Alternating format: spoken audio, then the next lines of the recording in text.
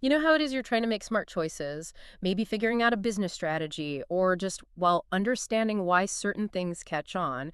We all want to stay informed. Definitely. And that's why today we're diving deep into something that often gets presented as the ultimate answer, market research. Exactly. We've been looking at some really interesting articles, actually, that challenge how reliable we think market research is. Yeah, because it's often seen as this, totally objective way to get consumers and predict what's next. But our mission today is to kind of unpack why that picture isn't always complete. Right. We want to look at what crucial bits market research might miss, and maybe why leaning on it too much can, well, lead us down the wrong path. So, where do we even start pulling this apart? Well, I think a really fundamental point that came up in the sources is just the risk, the inherent risk of putting too much faith in historical data. Hmm. It feels intuitive, doesn't it? Past performance predicts future results. But the reality is often way more complicated. It does seem logical, though, right? Look at old sales figures, past preferences, project them forward. But, like the articles point out, the market is, well, it's anything but static. Think about it. Market research often digs into years of past data, Hmm. purchasing patterns, industry growth, stuff like that. Right. And while that can give you a baseline, maybe a sense of direction, Hmm. it's just so vulnerable to sudden changes. One article had this case study, I think it was soda consumption. Oh, yeah. Yeah, like a 10-year trend just Yeah. reversed in 6 months.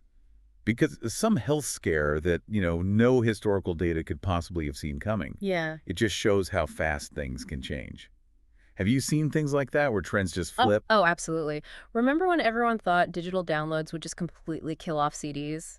Like, gone forever. Yeah, I remember that. And then, boom, vinyl records make this huge comeback out of nowhere. That kind of thing really throws a wrench in predictions based only on what happened before. Totally. But it's not just those big shock events, is it? Sometimes the data itself, Yeah. it just doesn't tell the whole story. That's a key point, yeah.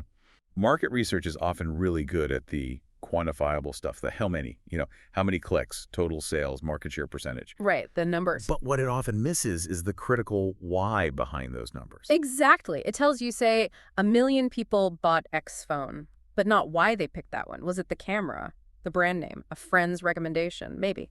Maybe they just like the color. Precisely. Hmm. And consumer decisions are driven by this whole tangle of emotional, psychological, and social things, Uh-huh. like the emotional connection people have with brands, that loyalty or nostalgia even, or just the basic human need to belong, right? Right. To identify with a group, status, self-expression, these play huge roles. And this is where traditional market research, with its standard surveys and number crunching, often kind of falls short. How do you quantify a feeling of nostalgia, really? It's tough. It's a real challenge capturing those, like, intangible emotional drivers with the usual methods. It's exactly right. Which leads us straight into the difficulty of really getting at those deeper emotional and psychological currents. Surveys, focus groups, they tend to pull out the rational, logical answers. Yeah, people explain themselves in ways that sound sensible. Right. But our decisions aren't always logical, are they? I mean, so many choices come from subconscious feelings, desires. That's not right. One source used a great example. Buying a luxury handbag. Mhm. Functionally, a much cheaper bag does the same job. Sure, carries your stuff. But the real motivation for the luxury one is often tied up with, like, social status or personal identity, how it makes the buyer feel, how they think others see them. Powerful drivers. Immensely powerful. And a standard survey asking about price and features. Yeah. I might just completely miss that. And it's those very emotional factors, the ones that are often missed, that can be the foundation of real customer loyalty and brand preference, right? Absolutely. And that people stick with brands that connect with them emotionally, even if other options seem, I don't know, better on paper or cheaper. Which brings us neatly to another big hurdle. The gap between what people say they'll do and what they actually do. This is a really tricky one. It is. People tend to present a sort of idealized version of themselves, don't they? Even anonymously. They might say they really care about sustainability because, well, that sounds good. Uh-huh. It's socially desirable. But then when they're actually buying something, maybe convenience or just a lower price wins out. They pick the less green option because it fits their budget or it's just easier right then. Yeah, one article used the fair trade coffee example. Lots of people say they support it in surveys. Right. But the sales figures often tell a slightly different story when other factors like price and availability come into play. It's like there's our aspirational self that answers surveys, and then our real-world self that actually does the shopping. Exactly. And market research, relying so much on what people say, can easily misread that difference. And this whole challenge gets even bigger, I imagine, when things are really uncertain, like economically or socially. Oh, definitely. When the landscape is shifting fast, the predictive power of traditional market research can just plummet. Makes sense. Just think back to any big disruption and economic downturn or some huge tech shift or, the recent pandemic. Suddenly all the old patterns of behavior just get thrown out the window. The sources really stressed how dramatically priorities and behaviors shift then. Research done before a crisis might show strong demand for something, Uh-huh. but that demand can just, poof, evaporate overnight as people's worries and situations change. Businesses relying only on that old data, they really struggle to adapt. Yeah, I bet. Because in those uncertain times, all the factors influencing us become way more complex, harder to predict. Right, and traditional market research, it often takes time, right? Collecting data, analyzing it. It's not instant. Not at all. And by the time you get the findings, the market might have already shifted again. So it kind of brings up this need for more agile feedback, like real-time information. Exactly. In fast-moving situations, waiting weeks or months for a big report can mean you've already missed the boat, or you're basing decisions on history. Okay, shifting gears a bit then. What about culture? We live in a globalized world, but applying the same research methods everywhere, does that work? That's another huge limitation. This one-size-fits-all approach to market research can really fall flat across different cultures. Oh, so. Well, what connects with consumers in one place might be totally ineffective, or maybe even offensive somewhere else. Yeah, the articles we looked at had some interesting examples, like just the idea of luxury or status can mean really different things in different cultures. Totally. A marketing campaign that kills it in one region might completely bomb, or worse, backfire somewhere else, Hmm. because the cultural values or norms are just different. And these differences are deep, aren't they? Like embedded in language, symbols. Even nonverbal cues. Standardized surveys often aren't subtle enough to pick up on these really critical differences in how people interpret things or what their habits are. Right. Like, humor in ads. What's funny here might be insulting somewhere else. Sarcasm. Yeah. That often doesn't travel well at all. No, definitely not. The potential for just getting it wrong is pretty big. So it really highlights the need to go beyond just generic research if you're operating globally. You need, what, deeper cultural understanding. Yeah, exactly. Investing in that, doing ethnographic studies, Yeah. which is basically observing people in their actual lives, Yeah. seeing unspoken needs that surveys miss. Ah, okay. Like anthropology for business. Kinda, yeah. And developing marketing strategies that are actually localized, that speak the right cultural language. That becomes essential.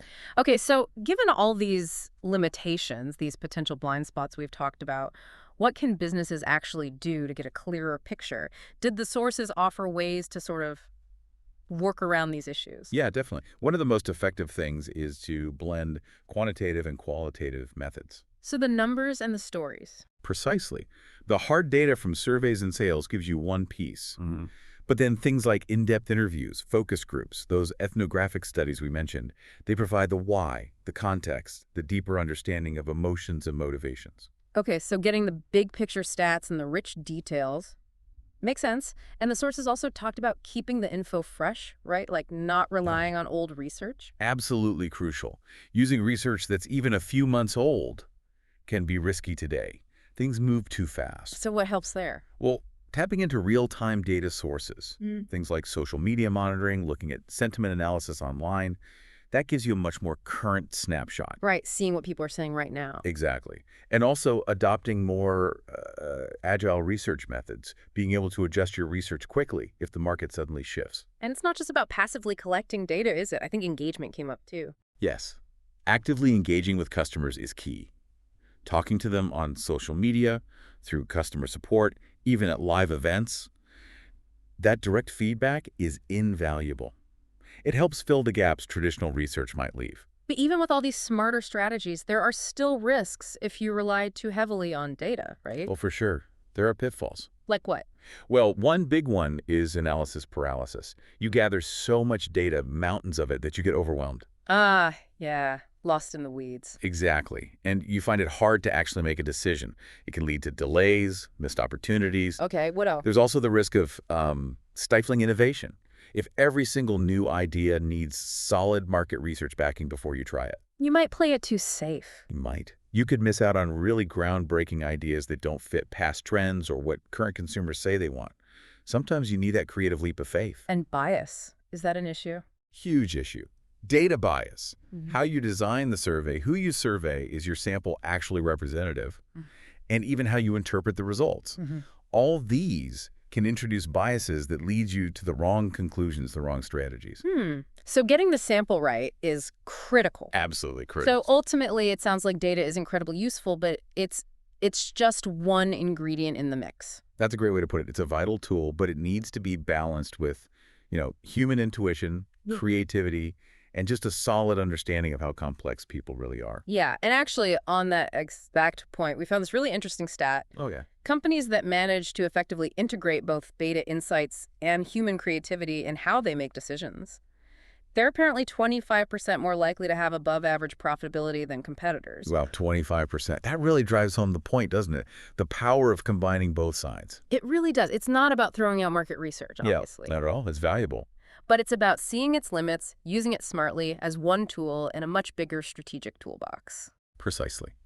Understanding what it can, and just as importantly, what it can't reliably tell you. Okay, so to wrap this up for you, our listener, market research, super useful tool, offers vital info, but it's crucial to get that it doesn't always show you everything. Yeah, relying too much on old data, focusing only on the numbers, the difficulty capturing feelings or cultural differences, that gap between what people say and do, these are all big limitations to keep front of mind. Right, and to handle these limitations, you need a mix of approaches. Combining different research types, staying agile, actually talking to your audience. And ultimately balancing those data insights with human understanding, with creativity, that seems to be the key for making really smart decisions. Couldn't agree more. Which leaves us with a final thought for you to mull over. In this world that's just increasingly driven by data, how can we best use the amazing insights it gives us while also trusting our own intuition and our grasp of just how unpredictable humans can be? How do we find that sweet spot to make truly informed choices, in business and just in life? That's the big question, isn't it? It is something to keep thinking about. Thanks for diving deep with us today.